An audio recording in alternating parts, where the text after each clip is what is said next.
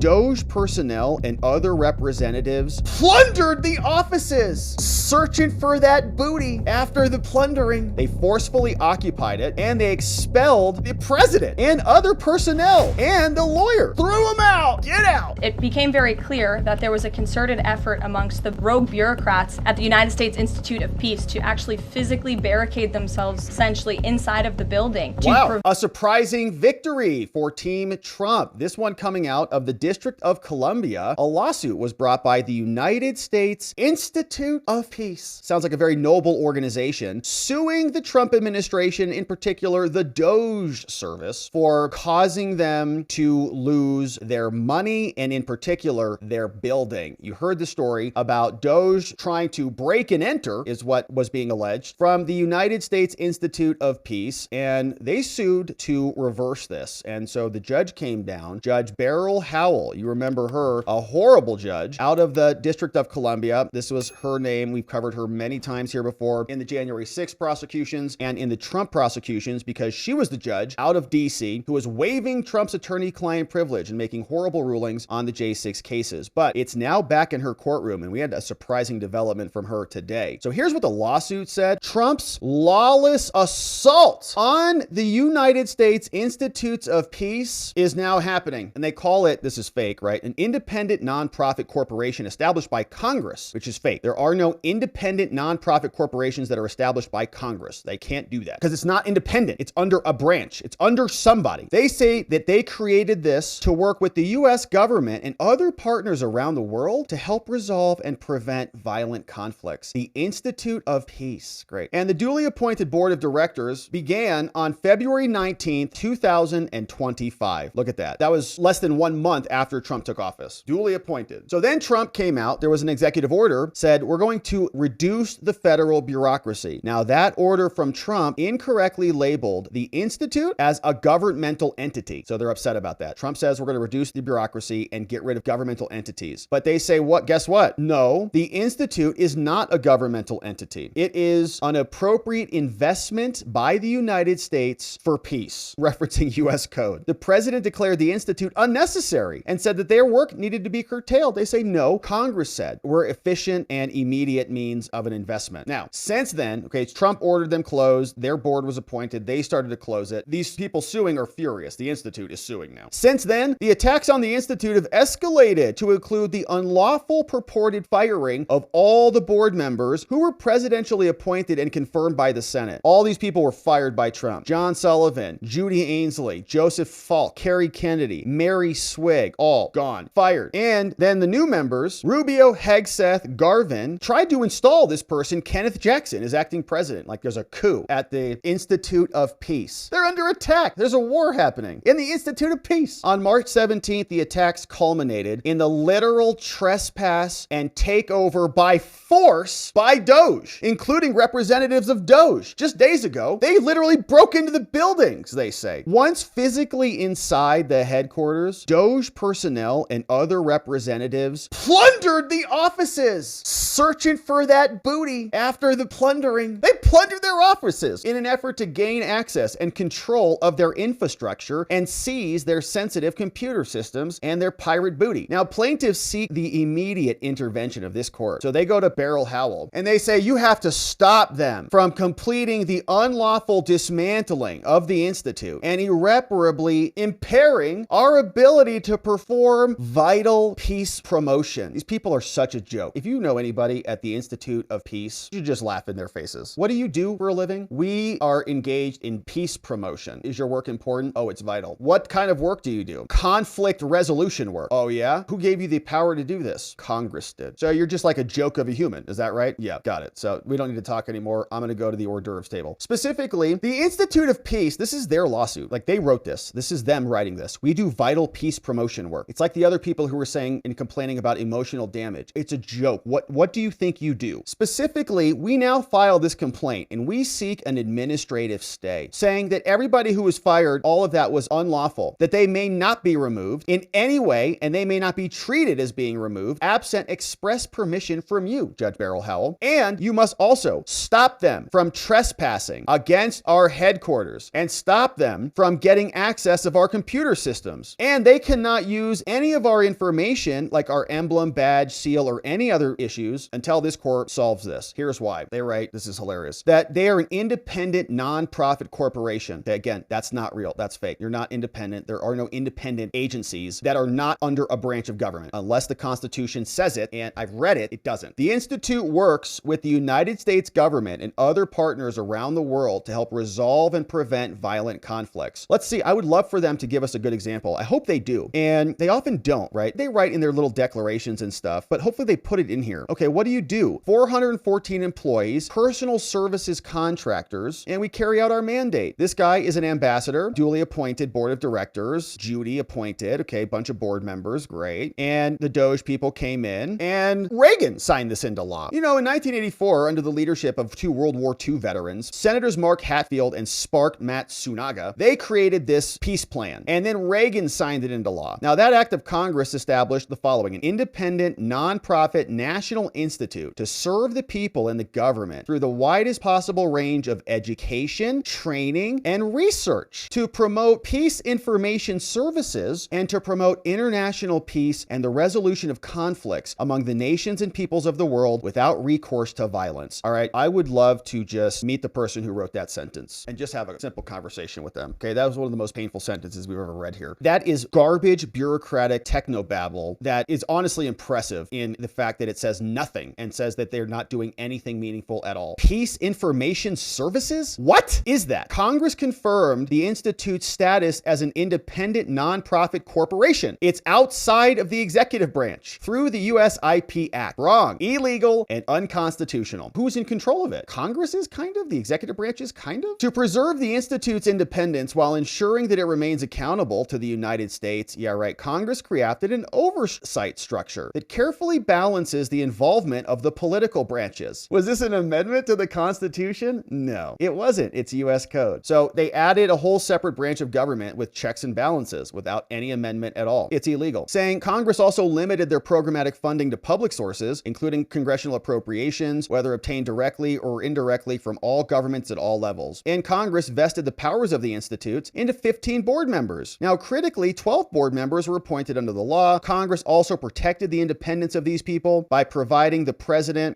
is appointed by Congress and the board and more. And Congress did all this crap that we don't care about because it's all illegal. Now, on February 19th, Trump signed an executive order, said you're going to get eliminated. It named the institutes as one of the entities covered by the order. It said, give me 14 days and then we're going to decide what to do with you. Then Doge came in the house, man, like the Kool-Aid guy. On February 20th, the day after the executive order was issued, Chris Young, a representative of Doge, what's up, Chris? Great work, contacted the Institute, said that they agreed to hold a virtual meeting with the Doge people. The Institute's like, oh, we're under attack. Well, this is great. All of their peace planning and peace programs can come into play here, right? Why isn't the Peace Institute trying to rectify this peacefully? Why are they resorting to litigation? Why are they acting aggressively and in a manner unbecoming of their entity? No wonder they're getting divested. They should. They just resort to lawsuits after all this training. We give them millions of dollars and they're just suing. Pathetic. So they held a meeting. In that meeting, the Institute president called Mr. Moose, an outside counsel for the Institute, and the Doge team. What's up, Kavanaugh, Burnham, and Altick? Shout out to these American heroes. They were there and they were informed that Doge is an independent nonprofit outside of the executive branch. It's like amazing they even write that. If these lawyers read the Constitution ever? Like, how can you even say that with a straight face? On March 5th, I know how, because it's been that way for decades and no one's had a care at all. They've all lived under this grift. Trump comes in and says, no, you can't have that. You're not allowed to do that here. And now they're freaked out about it, but they're used to this. On March 5th, the Institute submitted a courtesy letter to the OMB. The letter explained that we are established by Congress. We're an independent nonprofit. We're not under the executive branch, and we would like to continue to cooperate with you and get our money. But then they said, oh, you think you're independent, do you? Well, guess what? Mr. Moose received word that Doge was making inquiries into your security. These inquiries were intended to facilitate Doge. They're like, how do you get into your building? How do you get key cards there? Who's in charge of the key cards? What's the door code? So he freaked out. So then the Institute of Peace, their lawyer, George Foodie, he emailed the defendants, Burnham, Altick, and Kavanaugh. Kavanaugh. He says, hey, guys, Doge, I know you are looking into our security, but we are not a federal entity. And the Institute owns the building, and we are an independent agency. Okay, so this lawyer sends a threatening letter to Doge. They're like,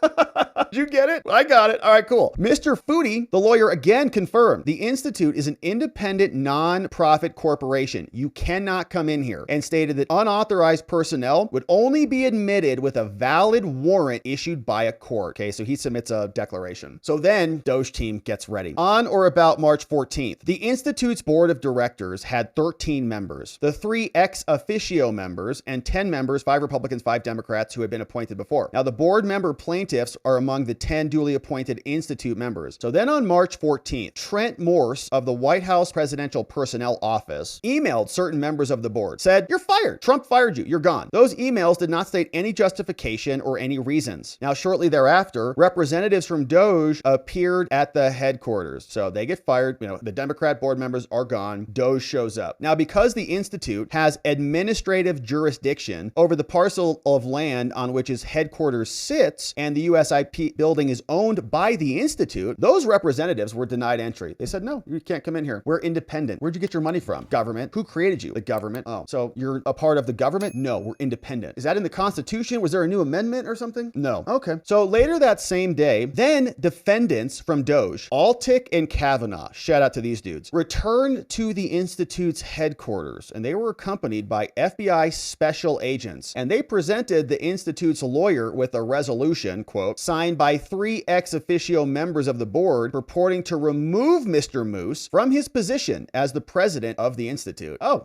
so you're fired too. Now, the resolution of the ex officio board members also purported to install Jackson as acting president. So, oh, you say we can't have access? Oh, that's cool. Guess what? You're fired. This guy's in charge now. Oh, do we have access? Oh, thank you. So then they trespassed. Now, as noted, they say the Institute owns, occupies, possesses, and controls its headquarters, which are located at this address. And it's a giant, beautiful building. You look at it, it's gaudy. It looks like it's ridiculously expensive. The USIP headquarters was constructed from private gifts and contributions. What? The Institute owns, possesses, and controls the property, all of our file computers, and more. While the headquarters building is situated on a parcel of land, the land is owned by the United States of America. The U.S. Department of Navy transferred the administrative jurisdiction to the Institute when Congress signed this into law. So then, on March 17th at 2:30, 4 employees of Intercon Security Systems, which was USIP's former security contractor, they arrived at the headquarters. They were unable to enter the building because their badges had been deactivated upon suspension of the contract with them, right? So they come into the building, fire the contractors and the security team. Now, upon their failed entry, another employee from Intercon called Kevin Simpson arrived at the headquarters with a physical key that they had not yet confiscated after the suspension of the security people. Simpson used his key to gain entry into the headquarters building, and he let other employees in. Now, after they entered the headquarters, Intercon employees were advised by Mr. Foodie that they were trespassing. Okay, so the Intercon people were there before, so it sounds like the entity suspended their security, right? So they're like, okay, Doge is going to go to the security people. So they say, okay, we're just going to cancel security. But before that happened, the security had a key, let everybody in. So once they get in, then the peace people are like, no. Simpson and the staffers ignored Mr. Foot, right? So he was the guy who got fired. They said, no, you're done. We already fired you. You're not the president anymore. They proceeded to walk towards the Institute's gun safe. Mr. Foodie subsequently called the Metro Police, the MPD. He says, we're being attacked. They're going for the guns. As the Intercon staff made their way to the gun safe, a building lockdown was initiated by Mr. O'Brien after consulting with the peace president. So then Intercon and Doge personnel, so the fired security team, they engaged in additional attempts to unlawfully access the headquarters building, but they were eventually able to enter the building. They forcefully occupied it, and they expelled the president and other personnel and the lawyer. Threw them out. Get out. Even today, defendants' aggressive efforts to gain control of the property and the systems is happening right now, and they cut off the funds. Wow. Taken over. Now, this is causing irreparable harm. If we don't get access to this, we're going to suffer irreparable harm. They're basically shutting us down. What we're going to have to do is freeze payments. People are going to be put on leave. People are going to delete files. They're going to destroy physical files. Everything's going to be a problem. And if Doge does what we've seen Doge do, they're going to cancel contracts. There's going to be all sorts of problems. But this is more than a breach of contract claim too. Canceling us is going to create all sorts of injuries that we can't measure monetarily. We're also suffering harm as being fired board members. And so this is a violation of the separation of powers. We are an independent agency. This was independent, and so we cannot be canceled. They're violating the congressional act that created us, and Rubio and everybody are engaging in acts outside the law. And by the way, they also trespassed on our property. We're an independent agency, and the Doge took over. Because of this trespass, we are suing them. We want an injunction to make them give us all this stuff back, basically. Remove them and bar them from exercising any control over any of our things. Make sure that Moose is the president. Make sure Kenneth is not the president, and whatever else you think is appropriate. So this lands on Judge Beryl Howell's desk, and we're all going, oh gosh, she's clearly going to grant them everything that they ask for because she hates Trump so much. But we have the hearing. Now, Kyle Cheney reported on what happened at the hearing today. Says, Judge Howell just convened an emergency hearing on the U.S. Institute of Peace's lawsuit alleging that they were forcibly ejected from their headquarters when Doge came and took over. The judge said, you know, the building looks like a dove, and it is a pretty building. Yeah, it's a nice building relative to government buildings. Says here, the first issue here is whether the Institute of Peace is an executive branch agency, says the judge, which would make it a dispute with Doge, an intra-branch dispute, meaning the court can't solve this. The Institute of Peace says, no, we're outside. We're outside of the executive branch, right? We don't even belong in the branch. Cheney reports that Howell is tipping her hand very clearly, saying that she thinks Doge acted illegally to shut down the U.S. Institute of Peace.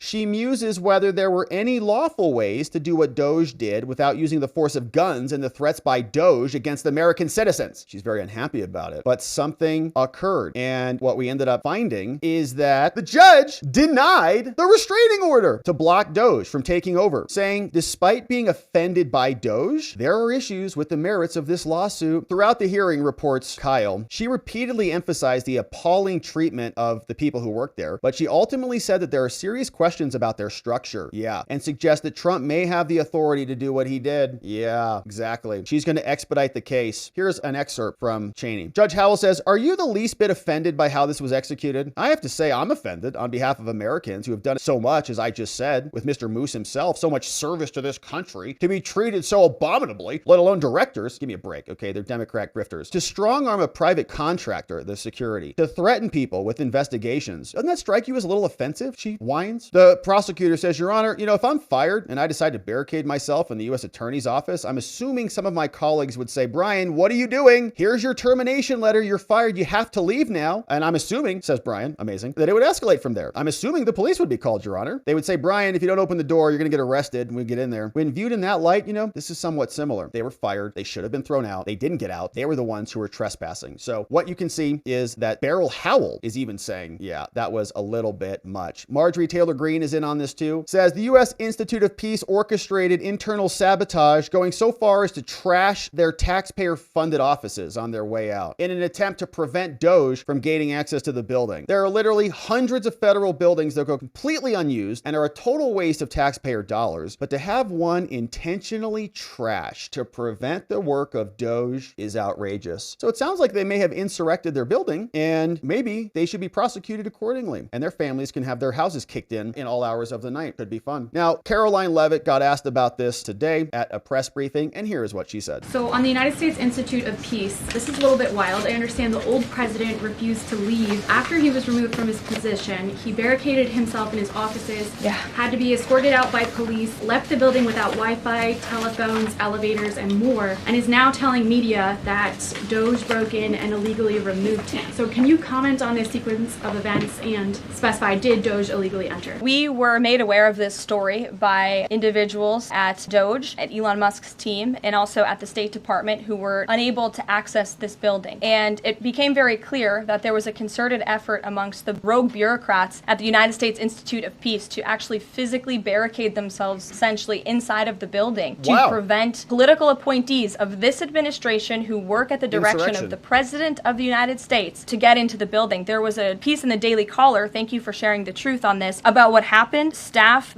contacted the MPD in an attempt to prevent Doge personnel from entering. They barricaded the doors. They also disabled telephone lines, internet connections, and other IT infrastructure within the building. They distributed flyers internally, encouraging each other to basically prevent these individuals from accessing the building. I use this to say this is what Doge and this administration is facing. It's a resistance from bureaucrats who don't want to see change in this city. President Trump was elected on an overwhelming mandate to seek change and implement change, and this is unacceptable behavior. Unacceptable and pathetic, honestly. They remind me of the people who just sit out in the highways and like hold hands. Like, we're gonna save the planet, inconveniencing everybody today for 20 minutes. You guys are dumb, is what you are. And you think they're gonna wait out the federal government? They're gonna create little Chaz or Chop, a sovereign center inside the building? It's like that scene out of a movie. Aren't there movies? Didn't somebody lock themselves in a building that one time? The Negotiator. Who was that? Who locked himself? That one guy. He's a good actor. Anyways, they're trying to figure it out over there on the left. They're suing. Beryl Howell is even saying, you're not an independent agency, okay? You keep calling yourself that. We know you like different labels. We affirm your labels, but you're not an independent agency, so you're not getting money. Samuel L. Jackson. Thank you for that. And Denzel. Denzel had one of those too, but wasn't that because his kid was in that hospital? Samuel L. Jackson was the one, The Negotiator. It's a good film. Maybe I'll watch that. And we're going to continue to cover this case. Thanks for joining as we do.